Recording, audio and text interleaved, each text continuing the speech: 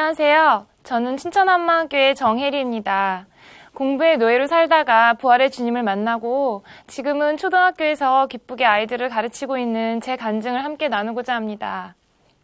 저는 학창시절이 참 단순했습니다. 먹고 자는 것 이외에는 오로지 공부만 했거든요. 저는 뚱뚱하고 여드름이 잔뜩 나서 외모에 대한 컴플렉스가 있었어요. 자신감도 없었고요. 그런데 딱 하나 제가 자신 있는 게 있었는데요. 그게 바로 공부였습니다. 제 삶은 공부를 위한, 공부에 향한 것이었어요. 가족끼리 외식을 하러 갈 때에도 공부할 것을 손에 들고 갔고요. 음식 나오기 전까지 수학 문제를 막 풀고 그랬습니다. 잠시라도 다른 것을 하고 있으면 그 시간에 제 라이벌이 공부를 더해서 나를 추월할지도 모른다. 그런 생각이 늘 불안했고요. 등하교 시간조차 너무 아까웠어요. 저는 영어 같은 경우는 교과서와 교재를 그냥 통째로 외워버렸어요. 그러면 시험지가 웃을 정도가 되더라고요. 수학은 출판사별로 문제집을 싹 다 풀어요. 오답은 두세 번씩 체크하고요. 암기 과목은 수시로 들고 다니면서 외웠어요. 좀 쉬고 싶을 때는 서평을 읽거나 신문 기사를 스크랩하고 그랬습니다. 다른 거 하고 싶지도 않고 할 것도 없고 그냥 닥치는 대로 공부만 했어요. 그러다가 중3 때 정기고사에서 전 과목에 올백을 맞게 됐어요. 흔한 일은 아니라서 선생님들도 놀라셨고요. 학교에서 한 명 성적 우수자를 추천해서 일본으로 교환학생을 갈 수 있는 기회도 생겼습니다. 그런데 저는 이 일을 계기로 아주 본격적으로 공부의 노예가 되어버렸어요. 한 번 올백을 맞고 보니까 제 기준 자체가 올백이 된 거예요. 그러니 그다음부터는 전체에서 한 개 틀려서 전교 1등을 했다. 그래도 만족이 안 되더라고요. 마음은 항상 불안했습니다. 아무도 공부하라고 저에게 강요한 사람은 없었어요. 하지만 저는 성적이라는 기준에 저 스스로를 올감했던 거죠. 제가 학교 다닐 때는 수, 우, 미, 양, 가 이렇게 성적이 나왔어요. 저희 중고등학교 성적표는 모두 수였는데 우가 딱 하나 있었어요. 그 과목 이름이 교련이라고. 지금은 아마 없어졌을 거예요. 그 교련 실기평가에서 손에 압박 붕대를 감는데 마지막에 붕대를 오른쪽으로 돌려야 되는데 실수로 왼쪽으로 돌린 거예요. 그것 때문에 점수가 89점이 됐어요. 1점이 모자라서 우가 됐습니다. 흠도 없고 점도 없던 제 성적표에 흠이 하나 생긴 거죠. 이것 때문에 얼마나 좌절이 되던지 정말 미치는 줄 알았습니다. 지금 생각하면 아니 그게 뭐 어떻다고 그랬는지. 그런데 이미 그때는 정상적인 생각을 못하는 수준이 된 거예요. 저희 엄마는 새벽 3시 반쯤 일어나서 항상 새벽 기도를 하시거든요. 그런데 저는 그때까지 악을 쓰고 공부를 하다가 엄마가 일어나는 기척을 들으면 후다닥 불을 끄고 얼른 이불 속에 쏙 들어가서 자는 척을 했어요. 안방문이 열리는 순간부터 시작해서 그 모든 과정을 단 2초 만에 끝냈습니다. 안 그러면 그때까지 안 자고 공부했다고 엄마한테 혼이 나니까요. 이런 일들이 상식적으로는 잘 이해되지 않으실 거예요. 그런데 저는 성적표에 찍히는 전교 100분위, 등수, 이 숫자들만이 제가 살아가는 유일한 이유였습니다. 고작 숫자 몇 개에 따라서 울고 웃고 좌절하고 안심하고 저는 성적의 꼭두각시였습니다. 모든 사람들은 저를 인정하고 칭찬해 주는데 사실 저는 속이 다 썩어 들어가고 있었어요. 선생님도 부모님도 아무도 몰랐습니다. 저는 겉으로는 정말 아무런 문제가 없었거든요. 보시다시피 생긴 것도 정말 이렇게 착하게 생겼잖아요. 선생님 말씀 잘 듣고 공부 열심히 하고 말썽 안 부리는 정말 모범생이고 착한 딸인 거예요. 요즘은 그런 애들을 엄친딸이라고 하죠. 그런데 정작 저는 하루하루가 얼마나 불안하고 힘든지 몰라요. 시험을 한번 보고 나면 싸하게 몰려오는 그 기분이 있어요. 아, 하나 끝났구나. 이제 다음 시험 준비를 또 해야 하는구나. 산 넘어 산이에요. 1년 내내 계속 이렇게 사이클이 돌아가는 거예요. 스트레스를 얼마나 받았는지 몸도 다 망가졌습니다. 어린 나이에 한방과 양방을 넘나들며 약이란 약은 싹 다 달고 살았고요. 제가 단골 약국의 최고 VIP 고객이었습니다. 복통, 치통, 두통, 현기증, 만성 소화불량, 변비, 수시로 체하기까지. 물론 이 모든 증상의 원인은 오직 하나, 스트레스였어요. 응급실에 실려가는 것은 예사였습니다.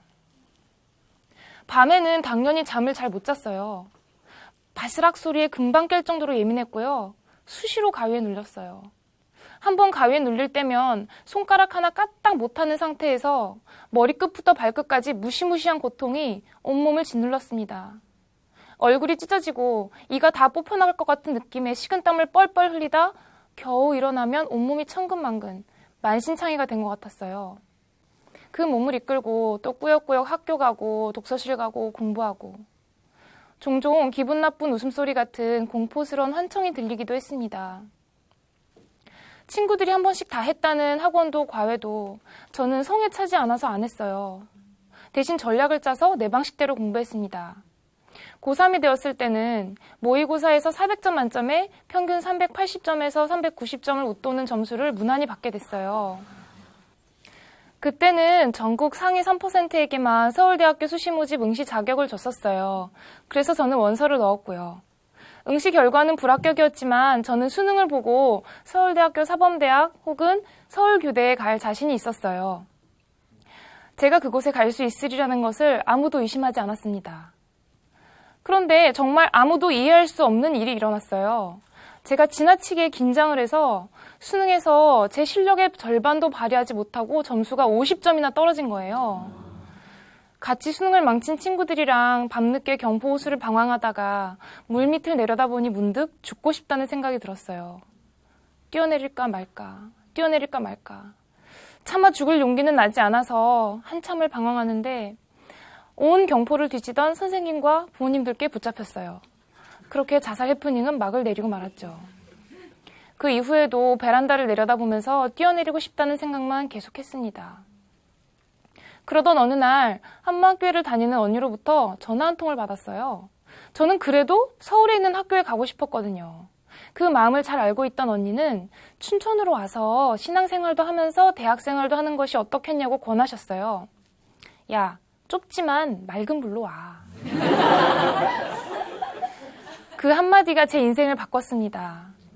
안 그래도 수능권으로 제 신앙의 실체를 보고 나니까 회의가 들더라고요. 그래, 한번 가보자. 이제 그 맑은 물에 가서 내 모든 걸 싹 다 갈아엎어 버리자. 이런 마음이 들었습니다. 결국 고려대학교 사범대와 춘천교육대학교에 합격을 했고 고민 끝에 춘천교육대학교에 차석으로 입학했어요. 그래서 저는 교회에서 운영하는 기숙사에서 대학생활을 하게 됐습니다. 작정하고 왔으니 교회 예배도 정말 열심히 참석했어요. 저는 모태신앙까지는 아니었지만 교회에서 유치부, 초등부를 다 거치면서 임원도 하고 성가대도 하고 예배 반주도 하고 그랬거든요. 그런데 하나님이 정말 살아계실까? 성경은 사실일까? 천국은 진짜 있을까? 이런 고민은 한 번도 안 하고 그냥 교회만 왔다 갔다 했어요. 그런 상태에서 예수님이 부활하셨다는 말씀을 들은 거예요. 전 못 믿겠더라고요. 부활이란 게 있을 수 없는 일이잖아요. 아니, 죽었던 사람이 어떻게 다시 살아날 수 있는지, 성경이 거짓말일 수도 있고 역사가 잘못 기록되었을 수도 있는데 어떻게 그것을 다 믿을 수 있나, 이런 의심이 계속 들어오는 거예요. 내가 요한복음을 20번 정독하리라 하면서 밤새도록 졸면서 읽고 사회과부도며 백과사전이며 온갖 자료를 다 뒤지면서 찾고 또 찾았습니다. 제가 성적 때문에 자살하려고 했었잖아요. 마음이 얼마나 간절하던지. 저는 정말 예수님을 만나고 싶었어요. 그런데 저와 말씀으로 교제해 주시던 언니가 예수님의 제자들 이야기를 하시더라고요. 그렇게 예수님을 졸졸 따라다니면서 기적도 보고 말씀도 듣고 했던 제자들이 예수님이 십자가에 못 박히실 때 싹 다 도망갔다. 예수님이 하셨던 말씀들 하나도 안 믿었다. 그런데 예수님이 부활하신 후에 그 모든 말씀들과 성경을 다 믿었다. 그리고 부활을 전하다가 더 끔찍하게 순교했다. 그 말씀을 듣는데 아, 정말 그런 거예요. 이건 사실이구나. 예수님이 부활하신 것이 정말 확실하구나. 내 목에 칼이 들어와도 예수님이 부활하신 것은 부인할 수 없겠구나. 그렇게 제 모든 의심이 박살이 났습니다. 그런데 목사님 말씀을 듣다가 또다시 큰 충격을 받게 됐어요. 이건 뭐 난생 처음 들어보는 말씀이에요. 예수님을 믿지 않는 것이 근원적인 죄래요. 그리고 그 죄를 회개하고 예수님을 주인으로 믿어야 한대요. 안 그러면 구원이 없다는 거예요. 나는 여태 예수님을 잘 믿어왔고 지금도 믿고 있고 또 이 열심히 있는 교회에 예수님 안 믿는 사람이 대체 어디 있다고 저런 말씀을 하시는 건지 아무리 생각해도 모르겠는 거예요. 학교에 가면서도 왜 예수님 안 믿는다고 하지? 밥 먹으면서도 왜 예수님 안 믿는다고 하지? 화장실에 가서도 왜 예수님 안 믿는다고 하지? 온통 그 생각뿐이었어요. 그때까지 제 생각에 회개란 이런 거였어요. 눈물 콧물 짜내며 많이도 울지만 뒤돌아서면 왠지 또 찜찜하고 해도 또 해야 될 것 같은 것.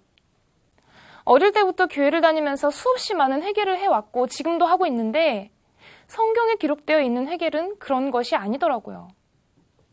제 인생을 놓고 이 문제를 고민하지 않을 수 없었어요. 나름대로 그동안 열심히 했는데 나더러 예수님을 안 믿고 있다고 회개하라고 하니까 너무 기가 막힌 거예요. 납작 엎드렸습니다. 하나님께 회개해야 하는 그 죄가 뭔지 알려달라고, 그 죄가 얼마나 무서운지 알려달라고, 나는 모르겠다고, 그리고 그 죄를 회개하게 해달라고 간구했습니다. 그리고 교회에서 수련회가 있었어요. 목사님 말씀을 듣고 있는데 갑자기 목사님 목소리가 하나님 음성처럼 벼락같이 떨어지는 거예요. 네가 주인이잖아. 순간 정말 헉소리가 났어요. 저는 그 자리에서 고꾸라졌습니다. 아, 내가 부활하신 예수님 앞에서 지금 무슨 짓을 하고 있었지? 살아계신 하나님 앞에서 내가 꼬장꼬장 머리 쳐들고 있더라고요. 전능자 하나님을 무시한 거예요. 내 주인이 되시려고 죽으시고 부활하신 예수님 앞에서 내가 열심히 노력해서 한번 잘 살아보겠다. 나는 내가 노력해서 하나님만큼 높아질 자신 있다. 당신 필요 없다. 내가 최고다. 내가 주인이니 당신 간섭하지 말아라. 내 인생 내 거다. 필요할 때만 하나님 찾겠다 하고 있었습니다. 하나님 앞에서 중심이 낱낱이 드러났어요. 억장이 무너지는 거예요. 예수님이 왜 그렇게 비참하게 죽으시고 부활하셨나. 내 주인이 되어주고 싶어서 그랬던 거예요. 깨든지 자든지 저와 함께하고 싶으셔서요. 성적, 공부, 명예 그렇게 질질 끌려다니면서 힘들게 살지 말라고, 내가 네 주인이 되어서 풍성한 삶을 주겠다고, 다 주고 싶다고. 왜냐면 나쁜 주인이 아니라 날 살리는 주인이니까. 전능자 하나님이 나 때문에 죽고 부활하셨는데 그걸 무시하고 있었으니 그것보다 더 지독한 죄인이 어디 있겠어요. 온통 나였던 이 교만한 중심, 이걸 하나님께 회개하고 나니까 모든 것이 새롭고 기쁘고 감사했습니다. 저에게 있어서 가장 놀라운 변화는 제가 이제 더 이상 성적과 공부에 좌지우지되지 않게 되었다는 거예요. 부활하신 예수님이 내 주인이 되어주셨다는 사실이 저를 모든 올가미로부터 해방시켰어요. 완전한 자유를 맛보았습니다. 전에는 내가 높아지려고, 내가 욕심이 채우려고 공부했어요. 그래서 성적이 잘 나와도 힘들고 안 나와도 괴롭고 공부하는 것도 죽을 맛이고 그랬습니다. 그런데 예수님을 주인으로 모시고 나니까 이제는 내가 주를 위해 더 공부 열심히 해야겠구나, 이런 마음이 딱 생기는 거예요. 나는 지금 교대생이고 교사가 되기 위해 준비하고 있으니까 내가 열심히 공부하는 것이 주를 위해 사는 거구나. 공부를 통해 하나님께 영광을 돌리는 것이 내 사명이구나. 내 안에 전능자 하나님이 살아계시고 나는 반드시 교사가 되어서 아이들을 만나리라. 예수님이 날 사랑하신 것처럼 생명 다해 아이들을 사랑하고 그들을 위해 기도하는 교사가 되리라. 이런 비전이 생기는 거예요. 그때 저는 한참 임용고사를 준비하고 있었는데요. 그 전까지만 해도 초등 임용고사는 대부분이 무난히 합격할 정도의 경쟁률이었는데 제가 시험 보기 바로 몇 해 전부터 임용률이 급격히 낮아졌어요. 전국에서 교대생들이 유급을 무릅쓰고 학사 거부 집회를 할 정도로 상황은 좀 어렵게 됐습니다. 동기들은 노량진으로 공부하러 가고 인터넷 강의를 몇 개씩 듣고 수업과 밥 먹는 것 이외에는 하루 종일 도서관에 틀어박혀서 공부하는 고시생 생활을 시작했어요. 네가 붙으면 내가 떨어지고 네가 떨어지면 내가 붙고 이런 경쟁도가 너무 치열해서 서로를 보는 눈빛이 완전 며칠 굶은 하이에나 같았어요. 시험 정보도 잘 공유하지 않았고요. 100명이 졸업한다고 하면 그중에 40명 정도만 교사가 될 수 있었거든요. 저는 태어나서 단 한 번도 교사 이외의 직업은 생각해 본 적이 없어요. 그래서 교대에 들어온 이상 반드시 교사가 되어야만 했습니다. 하지만 저는 동기들처럼 공부에만 매달리지 않았어요. 매일 새벽 예배와 점심 동아리방 예배, 그리고 저녁에는 월요일 캠퍼스 예배, 화요일 작은 예배, 수요일 수요 예배, 목요일 하루 쉬고 금요일 철야기도, 토요일 찬양 예배, 주일에는 하루 종일 주일 예배가 있었거든요. 그리고 저는 예배 반주를 하고 있었기 때문에 남들이 하루 종일 공부하는 토요일과 주일에도 교회에 가서 살다시피 했어요. 또 교회 기숙사의 맏언니니까 함께 사는 동생들을 챙길 시간도 필요했어요. 그래서 결국 저는 동기들에 비해서 공부할 수 있는 시간이 4분의 1 정도도 되지 않았습니다. 하지만 저는 그 모든 예배와 새벽 기도를 포기할 수 없었어요. 절대 누가 강요한 것은 아니었어요. 하지만 제가 예배를 우선순위에 두었던 이유는 저의 모든 에너지의 원천이 바로 예배였기 때문이었어요. 하루를 기쁘게 살 수 있는 힘, 맑은 머리로 집중해서 공부할 수 있는 힘, 새벽마다 교회 공동체와 함께하는 기도와 말씀으로 이 힘을 공급받고 또 새 마음이 되어서 신바람나게 지낼 수 있었거든요. 그래서 저는 공부와 예배를 분리할 수 없었어요. 정말 신기한 건 이렇게 지내다 보니까 공부할 때 예전 같은 압박감이 조금도 없는 거예요. 저에게 있어서 이건 기적입니다. 날 사랑하시는 하나님 앞에서 나는 이제 주를 위해 공부한다. 하나님이 기뻐하시는 공부를 한다. 내가 내 힘으로 공부할 때는 숫자에 목숨 걸고 결과에 벌벌 떨었지만 지금은 내가 공부하는 순간순간의 이 과정 자체를 하나님이 받으신다. 내가 공부 열심히 하는 것이 하나님께 드릴 수 있는 최고의 삶의 예배다. 이런 생각을 하면 공부할 때마다 그렇게 신바람이 날 수 없었어요. 저는 토익 공부도 했었는데요. 그때는 토익 점수에 따라서 임용고사에서 가산점이 달라졌었거든요. 그런데 한국말로 하는 토익 강의들이 다 마음에 안 드는 거예요. 그래서 그냥 토익 실전 문제를 구해서 닥치는 대로 계속 풀었어요. 한 300개쯤 풀고 나니까 감이 생기더라고요. 두어 달 그렇게 했더니 경지에 도달했는지 아, 이게 답 같다 하면 그냥 그게 답이더라고요. 결국 토익 900점을 맞고 가산점 준다는 것을 다 챙겨받았습니다. 친구들이 경쟁률에 연연하고 모의고사 점수에 울고 웃을 때 저는 흔들리지 않을 수 있었어요. 하나님께서 제 마음을 붙잡아 주셨거든요. 저의 지혜와 능력의 원천은 부활하신 예수님, 그리고 교회 공동체였습니다. 임용고사 당일에도 당연히 새벽에 함께 기도하고 여유롭게 시험장에 갔어요. 주를 위해 공부하니까 제발 좀 합격만 하게 해달라는 제 소심한 기도에 보너스를 얹어서 결국 하나님께서는 1차 시험에서 강원도 수석이라는 결과까지 선물로 주셨습니다. 저는 지금 어떻게 하면 좋은 수업을 할 수 있을까? 어떻게 하면 아이들이 가장 즐거운 수업을 할 수 있을까? 이렇게 항상 고민하며 하나님께 지혜와 사랑을 구합니다. 저를 교사로 세우신 하나님께서 가장 기뻐하시는 삶은 저에게 맡겨주신 아이들을 마음에 품고 기도하며 사랑하며 잘 가르치는 것이기 때문이에요. 공부를 잘 해야 명예를 얻어야 그리고 내가 남보다 높아져야만 행복할 줄로만 알았던 제가 예수님을 만나고 세상이 줄 수 없는 기쁨을 얻었습니다. 이전에는 세상 가치관, 세상 지식만 머릿속에 꽉꽉 채워 넣었지만 지금은 예수님을 아는 것이 가장 귀한 지식이며 보배입니다. 교만했던 자에게 회개할 기회를 주시고 예수님이 주인 대신 최고의 인생을 살게 하신 하나님께 모든 영광을 돌립니다. 감사합니다.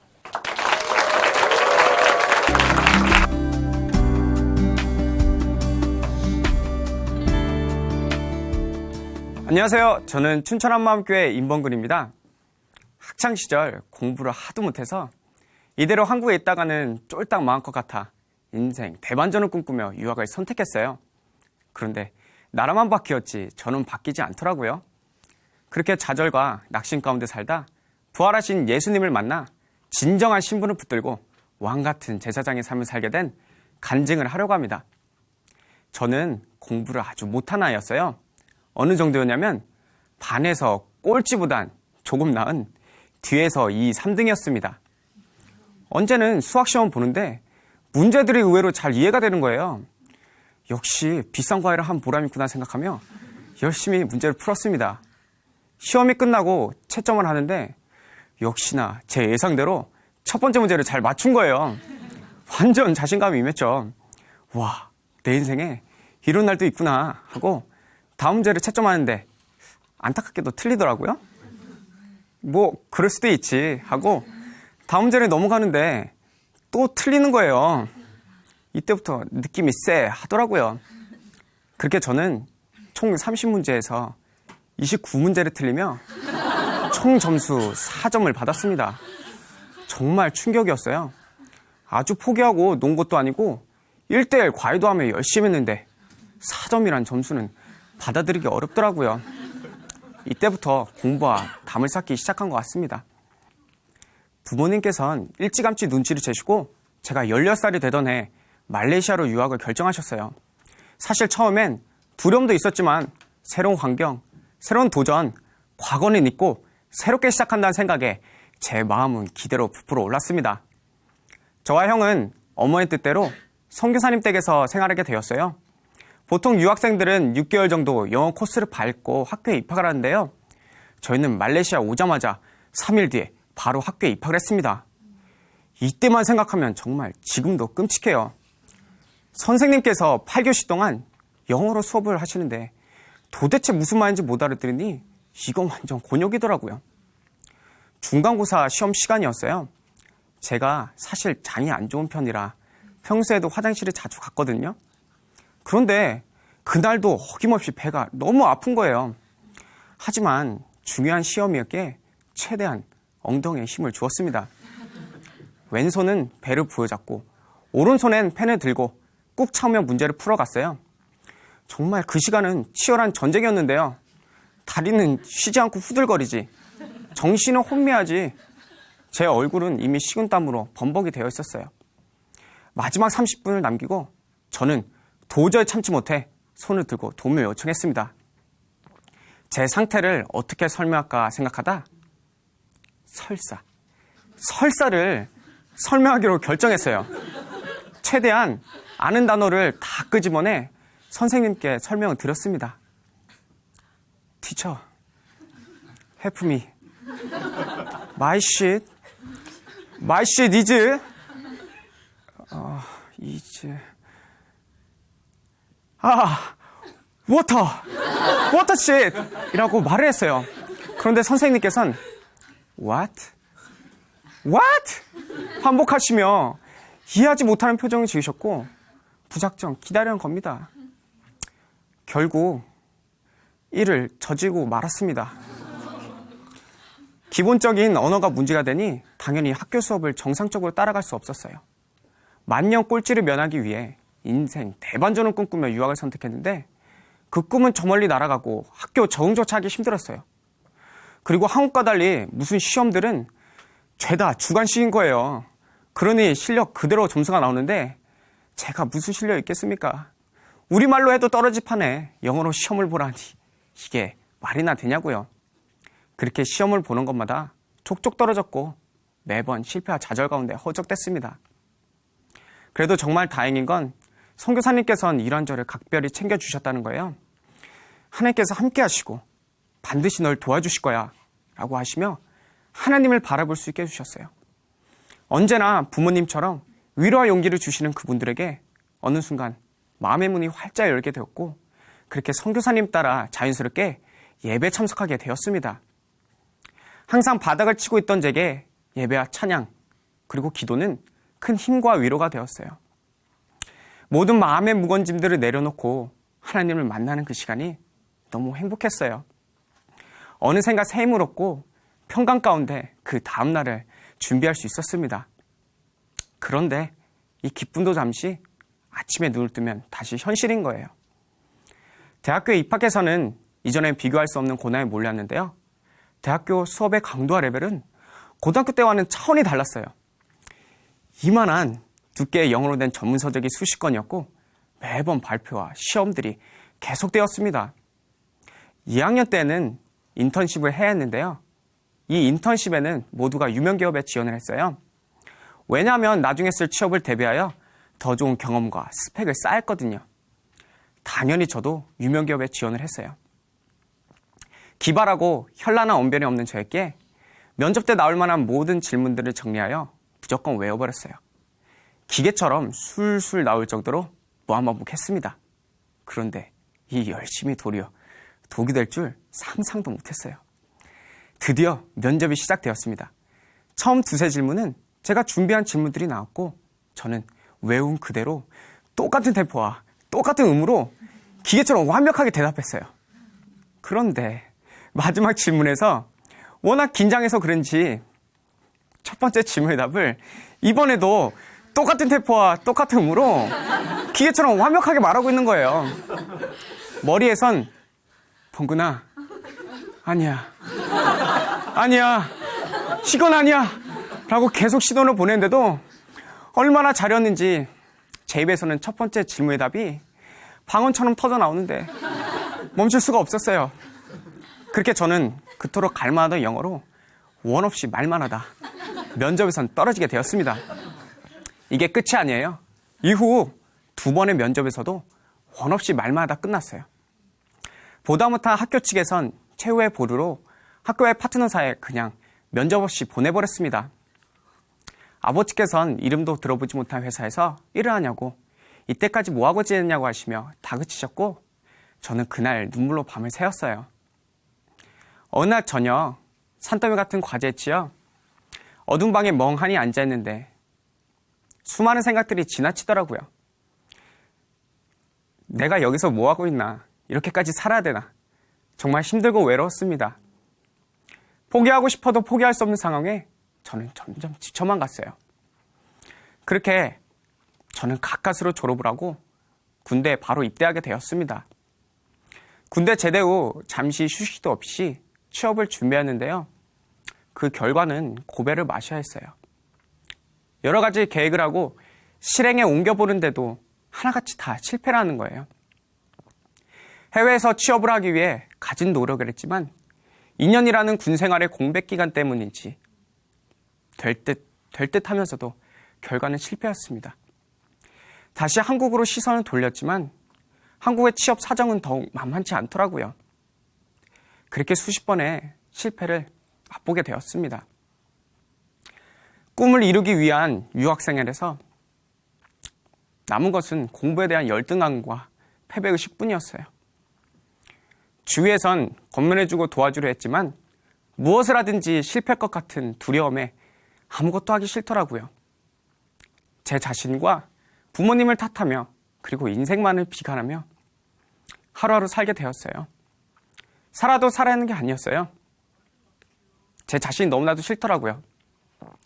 그렇게 되면서 그토록 자꾸 의지하던 하나님을 원망하기 시작했습니다. 도대체 하나님은 어디 계신지, 정말 살아계신 것이 맞는지 의심이 되더라고요. 언제나 나를 지켜주실 것 같았던 그 하나님은 그 어디에도 계시지 않았어요. 모든 것이 다 내가 해결해야 했고 감당해야 할 짐이었지. 이 짐을 대신 지어주라 하나님. 그토록 내가 믿고 의지하던 하나님은 그 어디에도 계시지 않았습니다. 이렇게 힘들어하는 저에게 어머니께서는 한마음교회에서 예배를 같이 드리자고 권유하셨어요. 저 또한 너무 힘들었기에 그렇게 하기로 결정하였습니다. 예배 때 선포되는 말씀과 형제들과의 말씀 교제 가운데 부활, 이 예수님의 부활을 반복적으로 강조하시는 거예요. 그리고 쏟아지는 질문들이 있었는데요. 예수님이 하나님이심을 어떻게 믿어? 부활이 그 증거야 라고 하시는데 도대체 무슨 말인지 모르겠고 기초적인 질문들인 것 같은데 배운 적도 들어본 적도 그리고 생각해 본 적도 없는 질문들 앞에 저는 답을 할 수가 없었어요. 그런데 제 자신이 갖고 있지 않는 평강과 그 기쁨이 그들에게 넘쳐나는 것을 보면서 마음이 열리게 되었고, 그렇게 저도 그 기쁨을 함께 누리기 위해 더욱더 간절히 하나님께 무릎 꿇게 되었습니다. 이 중심을 보신 하나님께서 드디어 저에게도 찾아오셨어요. 예배 가운데 마태복음 12장 요나의 표적의 말씀이 선포되었는데요. 서기관과 바리새인들이 예수님을 의심하는 마음에 자신들에게 믿음 많은 표적을 보여달라고 했어요. 그런데 예수님께서는 이들의 완악한 중심을 정확히 하시고 악하고 음란한 세대라고 하시며 이 요나의 표적, 이 부활로 내가 너희들에게 믿을 만한 증거를 주지 않았냐고 하시는데, 서기관과 바리새인의 모습이 저와 동일한 거예요. 항상 어려움이 올 때마다 하나님을 찾았어요. 하나님, 내 눈앞에 있는 상황들을 해결해 주시면 당신을 믿겠습니다. 지금 이 순간 나에게 눈으로 보고 느낄 수 있는 표적을 보여주세요 하며 그분을 시험하고 의심한 자가 바로 저였더라고요. 그러한 가운데 아무 대답 없으신 그분을 향해 당신을 위해 얼마나 열심히 사는데 왜 안 도와주세요? 오직 주를 위해 살고 있는 저인데 왜 이렇게까지 힘들게 하세요? 하면서 변하지 않는 상황을 두고 그분을 얼마나 원망했는지 모릅니다. 그런데 2000년 전에 성경대로 예언대로 부활하셔서 자신의 존재와 그 살아계심을 정확히 못 박아놓고 가신 거였어요. 내가 똑똑히 살아했다고, 내가 천지를 창조한 하나님이라고 절대 흔들릴 수 없는 믿음의 증거를 이미 주고 가신 거였어요. 부활의 주 앞에 서는 순간 제 신앙의 실체와 마음의 중심이 그대로 드러났습니다. 이때까지 입술로는 예수님을 나의 주, 나의 하나님이라 고백하며 살았어요. 그런데 진정 내 인생에서 예수님을 나의 주인답게 모신 적이 한 번도, 단 한 번도 없었던 거예요. 하나님의 원수, 진노의 자녀, 마귀 새끼, 이런 나를 살리셨다고 예수님께서 죽으셨습니다. 그리고 부활하셔서 자신의 존재와 그 사랑을 다 담아 보여주고 가신 거였어요. 그런데 내 아버지를 알아보지 못하고 바리새인과 같이 그분의 존재를 의심하며 끝내는 부인하며 그분의 손에 못을 박는 자가 바로 저였습니다. 저는 하나님께 예수님을 믿지 않은 자를 회개할 수밖에 없었어요. 그리고 기쁜 마음으로 예수님을 나의 주인으로 영접하였습니다. 예수님이 나의 주인이 되시니 정말 날아갈 것 같았어요. 세상이 줄 수 없는 평강과 기쁨이 넘쳐 흘러났습니다. 그리고 왜 항상 패배자로서 살아있는지 그 이유를 알게 되었어요. 모든 것이 다 내가 주인 된 결과물이었습니다. 내 인생 내 거였기에 실패할 때마다 좌절하며 낙심했고, 감당치 못할 상황이 오면 그것을 내 스스로 끌어안고 그렇게 괴로워하며 살았던 거예요. 그리고 제가 항상 패배와 아픔을 안고 살았잖아요. 근데 예수님께서는 저의 진정한 신분을 깨닫게 해주셨는데요. 여름 수련회 예배 시간이었어요. 목사님께서 기도를 이끌어 가시는데 지금 이 어두운 때 청년들이 다 떠나가고 세계가 다 죽어가고 있는 이때에 이 부활의 복음, 이 복음을 가진 여러분들이 세계를 살릴 사명자인 것을 믿습니다. 라고 하시는데 하나님의 그 놀라운 비전이 공동체 전체에 부어졌어요. 그리고 그 자리에 함께 기도하는 저에게도 동일하게 부어졌습니다. 제가 감히 품을 수 없는 이 놀라운 비전을 하나님께서는 저를 향해 품고 계셨어요. 제 관점이 이분과 완전 달랐던 거예요. 저는 앞에 놓인 일들 그리고 환경에 좌우되어 무엇을 해야 될지를 몰라서 분투하며 살았어요. 나는 아무것도 가진 것이 없었고 언제나 실패하며 살았기에 세상에서의 패배자라고 생각했는데요. 하나님께서는 패배자가 아닌 왕같은 제사장으로, 그것도 세계를 살릴 사명자로 저를 기대하시고 제 곁에서 간절히 기다리고 계셨다는 것을 알게 되었습니다. 베드로전서 2장, 너희는 택하신 족속이요 왕같은 제사장들이요 거룩한 나라요 그 나라에 소유된 백성이니 라는 말씀이 그대로 저에게 임해버렸습니다. 정말 살 것 같았어요. 숨통이 트이더라고요. 내가 살아가는 목적과 그 이유를 정확히 알게 되니 언제나 골골대던 제 삶이 뜨거워졌고 자신감이 넘쳐났습니다. 그리고 복음을 전하는 사명에 제 인생의 모든 초점이 자연스럽게 맞춰지더라고요. 저와 동일하게 세상에서의 패배자 그리고 사회 부정응하로 많이 힘들어하다 자살을 생각하며 준비하는 친구가 있었어요. 하나님께서는 10년 만에 그 친구를 만나게 하셨고 복음을 전하게 해주셨습니다. 그 친구는 저에게 정말 예수님 믿으면 두려움이 없어지나? 정말 예수님 믿으면 평화 가운데 살 수 있나? 라고 간절하게 물어봤는데요. 그 순간 그 친구를 향한 예수님의 마음이 부어지는데 눈물로 복음을 전하였어요.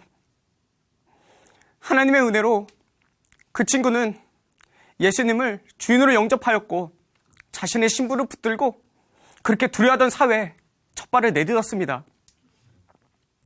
그리고 한 대학교에서 영어로 대학생들을 가르치기도 하였어요. 예전 같았으면 상상도 할 수 없는 것들인데, 아니 누가 누구를 가르칩니까? 그런데 오직 복음을 전하는 사명에 초점을 두고 열심히 달려갔을 뿐인데 하나님께서는 지혜와 지식을 부어주셨고 무엇보다도 학생들에게 복음을 전할 수 있는 놀라운 축복을 주셨습니다. 만약 예수님께서 부활하시지 않으셨다면 저는 여전히 인생 비관자로 골골대며 좌절과 낙심 가운데 살았을 거예요. 그러한 저를 위해 이 땅에 오시어 죽으시고 부활하셔서 저희 주인이 되어주시고 이 땅에서 왕같은 제사장의 삶을 살게 해주신 나의 주, 나의 하나님께 감사와 영광을 돌려드립니다. 감사합니다.